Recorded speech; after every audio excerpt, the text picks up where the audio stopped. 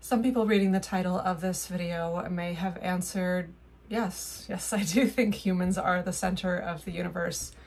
And if that's you, then this probably isn't the video for you, because that's probably a very indoctrinated and or spiritual and or just really inherent belief that you have. And I'm not necessarily here to dismantle people's truths, but what I am here to speak to are those of you who maybe perhaps hold that belief but not on a firm foundation, or those of you who really don't have that belief and would answer, no, I don't think humans are the center of the universe, but then maybe have some sort of cognitive dissonance, we'll call it, of actions not really matching up to belief systems. So I'm going to unpack that a little bit today. I, for one, personally don't think humans are the center of the earth either, but in the past and still to the present, because I'm absolutely not perfect either, have taken many actions that don't really act in alignment with that. And what does that mean? That sounds pretty vague, and most people would say, no, I'm a good person. I'm nice to dogs and cats, and I'm a good neighbor, and I garden, and et cetera, and those are all good things. You know, it's stewardship for other beings outside of yourself, but really the realm of what I am talking about is the modern, let's call it epidemic, to really call it what it is, or the paradigm or disease, I would even venture to call it, of mass consumerism and capitalism. Now, before the people that think I'm going to jump in with some sort of communist rant jump in and keyboard warrior their little trolley comments, this is not a video aimed at taking down a particular economic system, but in an economic system that is functioning poorly, and, well, that was to put it nicely, functioning in a really devastating way, we do still have freedoms and opportunities within certain limitations to essentially make choices that can make the system function better. That was a big sort of verbose mouthful. What do I mean by that? To put it simply, we vote with our dollar. I've talked about this a lot before on this channel. It's a minimalism channel, but if you're new, hello, hi, welcome. But of course, to me, as I've said many times, minimalism is not just about having a sleek, tidy home with white walls and IKEA furniture. It runs much deeper than that. There's a whole spiritual side to it, which I've talked about in other videos. I'm not necessarily going to get into in this one. But for me, the most important part of minimalism is to be taking only what I need to bring us back into balance with the planet. No other species on Earth has done as much damage at such a monumental and chaotic rate that we as human beings have done, especially in the past couple hundred years since the Industrial Revolution. You could say since the advent of capitalism and colonialism, which went hand in hand in the exploitation of entire nations and genocides of entire nations, just for the sake of obtaining resources and building empires and building the capital and wealth and power and all of that. And we read these things in textbooks in school like they are a thing of the past, but really it is still continuing. Developing nations are developing or held back from developing because they are still very much stuck in colonial models that were imposed upon them that are very, very difficult to get out of. Resource exploitation on the planet is happening at a greater level than ever. When people hear of deforestation, they think that it can be a faraway planet or faraway problem happening on other parts of the planet. That's too bad for Brazil, or too bad for the Amazon, or too bad for Indonesia. We should, hope that things get better there, but without realizing how interconnected we are to those problems, how these issues of global warming, climate change, deforestation, water degradation, air degradation, pollution are all tied to our consumption. These things aren't just randomly happening by vandals. These things are happening to support the consumerist society that we in the global north are all a part of.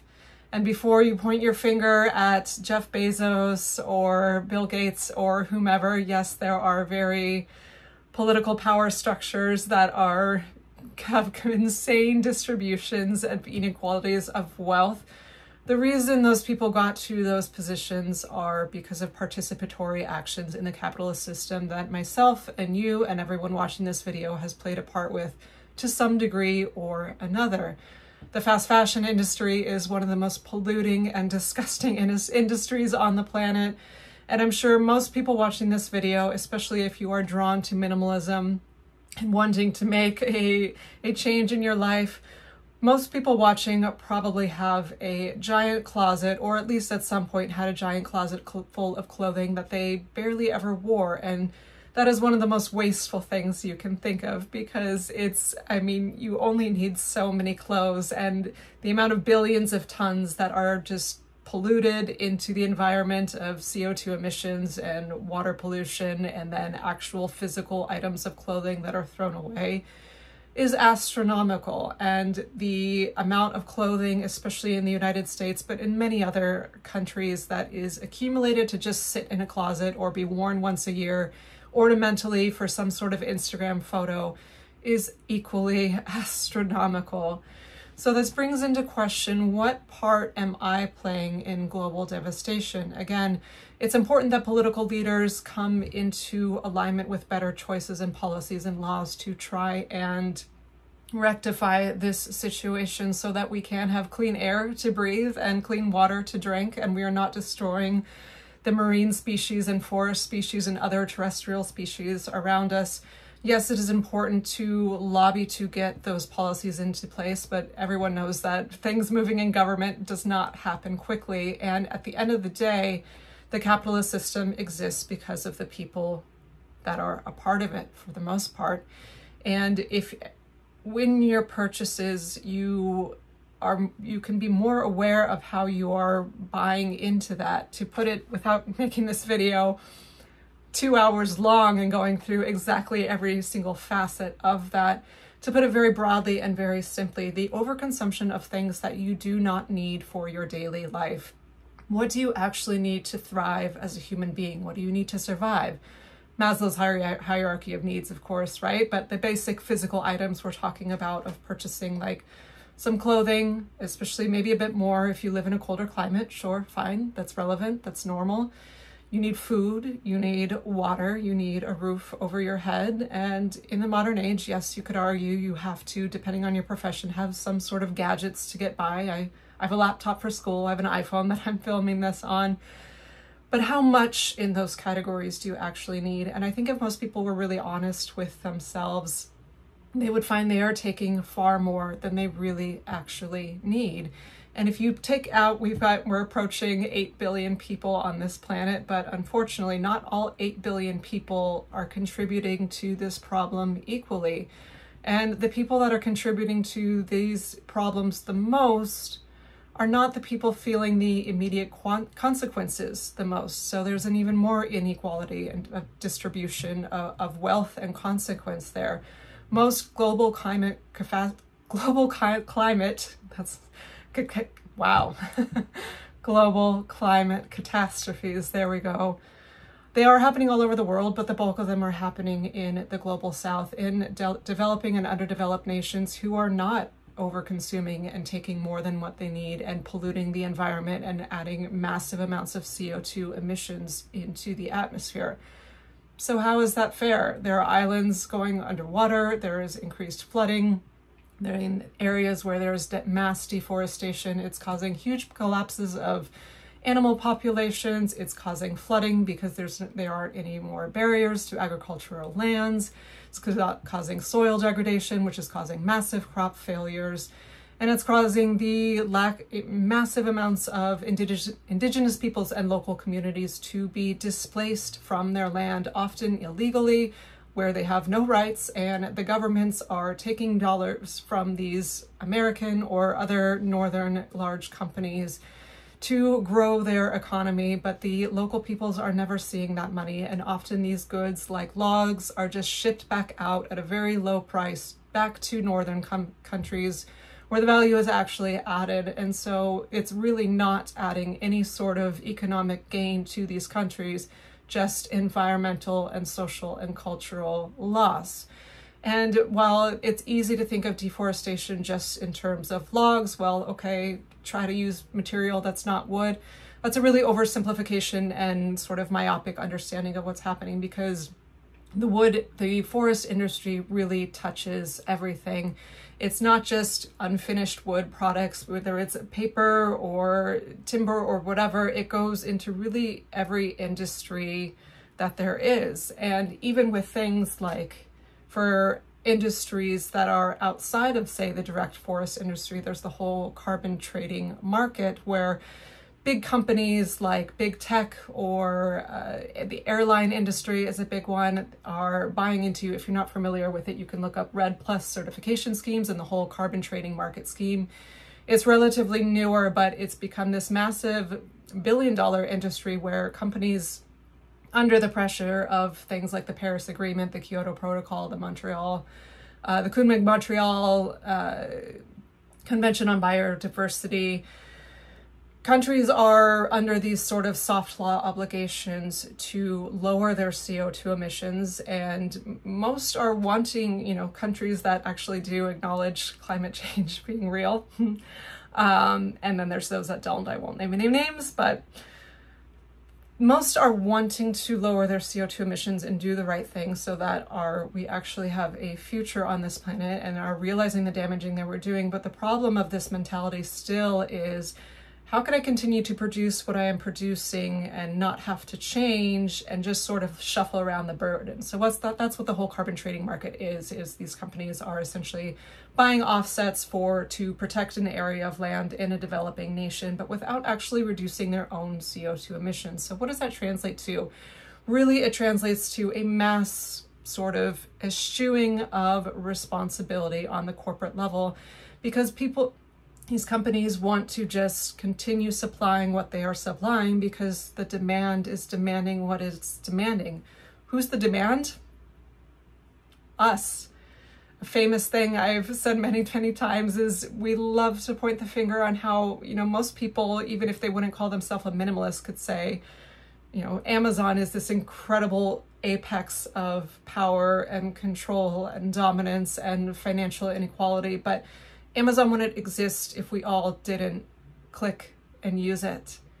And that scales out to every other industry, the fashion industry, the tech industry, the home goods industry, the food industry. What's the #1 cause of deforestation? And by the way, this is from reports from the UN, reports from the International Union of Forest Research Association, the Center for Forester Research Association, the Food and Agriculture Organization, which is a division of the United Nations. These aren't vegan propaganda organizations I just listed. These are world issue intergovernmental and NGO organizations that don't ever use the word vegan, but all of them have consistently given the statistic that 75 to 80% of all deforestation happening globally is for grass-fed beef. The most inconvenient truth that no one wants to hear. No one wants to have this conversation of, okay, I'll take shorter showers, I'll use reusable plastic, I won't use a straw, I'll use my reusable mug, but tell me how to change my eating preferences? No, absolutely not. That's where most people draw the line. But when 75, I'm not saying 7 to 8%, I'm saying 75 to 80% of deforestation globally is for the production of cattle, grass-fed beef, which is directly related to demand, we've got a big problem there. And most people gravitate towards grass-fed beef because it is a more humane alternative to factory farming. But even so, we're just eating more and more and more. These videos all over the internet promoting keto and carnivore and all these sort of aesthetic-based or me-based ideologies, when there's no consideration of what that might be doing to the animals or the planet or the people, the indigenous and peoples and local communities who were displaced from their land, so a cattle farm can be put in there. There's no consideration of that because people want to do what they want to do and they don't want to have these uncomfortable conversations. Now, am I waving the flag and say everyone needs to go vegan in the world? No, but could you consider your consumption habits and see how much your demand and your daily demand multiplies out to be feeding into this wildly inhumane and unsustainable infrastructure? It's something to think about. And on that note, just the topic of degrowth in general. No one wants to have this conversation at the highest international level, at the national level, at the state level or provincial level or territorial level, at the municipal level, at your home level. Everyone wants more. Everyone wants the American dream, the pervasive virus of the American dream of success means more. Happiness means more. Me doing well means more. But what if the opposite were true? Now, I'm not condoning poverty. This isn't a blanket conversation to everyone in the world. It is about having your basic needs met, your fundamental rights as a human being met. And there are millions and millions, billions of people who are not having these fundamental needs met because of our system, where those of us at the top are taking more than what we need. Now, it gets tricky because I don't believe in the top-down approach of government coming in and making damn mandates and taking from the rich to give to the poor, Robin Hood style. Like, of course, no one's going to agree with that, and that would result in, world war, calamity, or mass revolutions and protests and whatnot. But this is where it comes back to personal choice and responsibility and seeing what harm you are playing into the reality. Do you agree with reality as it is, and can you see how your actions contribute to that? And it may seem like just a drop in a bucket of, well, I'm going to choose to consume less of this and this and this and this and this in my household, but the world's still going to be screwed and it's not going to make a difference. Well, if everyone puts their head in the sand, then nothing gets done. But if that multiplies out to a level of millions or even billions, change actually can happen incrementally or maybe quickly if really people decide to make radical change. But radical change requires radical personal responsibility. And are you willing to take that responsibility in each choice of each day and remodel your life, remodel the idea of what success looks like, the idea of what growth looks like? You may be swelling in your bank account and swelling in the amount of things you buy and put in your home, but how's your heart? How's your sense of purpose? How are your relationships? How's your connection to spirit? How is your consciousness knowing that every time you take resources or accumulate anything, it is at the expense of something else? It is at the expense of animals on land, in the forest, in the oceans that are all being polluted or having their territories destroyed or their entire ecosystem around them collapsing, or local peoples who were subsisting themselves off of land for thousands of years and then just get moved by a company that has money so it can produce things cheaply and sell them to the global north. How does your consciousness feel knowing what role you play in that? Can we completely get out of this system overnight? Absolutely not. Does each choice you make to do better still completely remove you from responsibility? No. But does that mean you shouldn't take action? Absolutely not. Does that mean that the actions you take can't ripple out and ramify out to make a positive difference?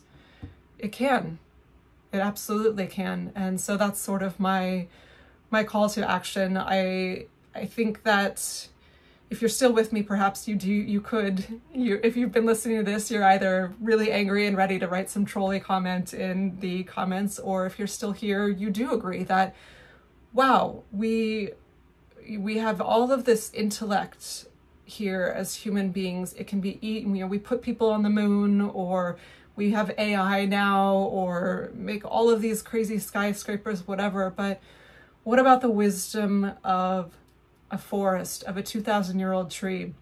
Where I am now in British Columbia, we've done so much logging that's completely decimated the province that there's just 3% of old growth trees left. And the government still wants to log them just because that's all we have left for profit. And once those are gone, those are gone. The forest will never come back in the way that it was. Most of these, you know, you be careful, do your research. When you look into areas that have sustainable forestry, most of the forest land is not regrown forest, it's tree farms, it's palm oil plantations to feed the global north. These have no biodiversity and none of the richness or spiritual elements that an original forest would have. So if you're still here with me and you see the value of these beautiful ecosystems, of animals that use them, of everything around us being not subservient to us and not existing to simply fill our needs, but something that should be cared for by us and respected and stewarded and revered and honored, see what actions you can take to come back into alignment with taking only what you need. This mass consumerism we have hasn't been, you know, we've had empires like Rome in the past, but on the scale that it is now, this is a newer phenomenon. There were, you know, with First Nations and Indigenous peoples globally, there were groups of people who lived for eons in areas just taking what they needed and having the respect and reverence to give back to their environment, to steward it, to take care of it, to see it as an equal, as something that had beingness in and of itself and deserved that care and respect. And not forcing a spiritual belief upon you, but just in a general sense to, you know, no matter what your spiritual belief is, it still is an incredible thing that we are here. And to have the humility as a human to look at something like a mountain or a river or a redwood tree or a bunny or a tiger or just a beautiful rock and be like, wow, I didn't put that here. Like, what did? Something bigger than me did. And who's to say that I am less important than that beautiful rock or mountain or even an ant or a bumblebee, which a bumblebee is, or a bat, which are critical pollinators that let us have food to eat. We are all connected and we are all dependent on each other. And we as humans need to humble out and come back to that realization. And that starts with just radically modifying and correcting our choices and behavior with consumerism and coming back to realize how little we need to live a full and rich life. Think about it.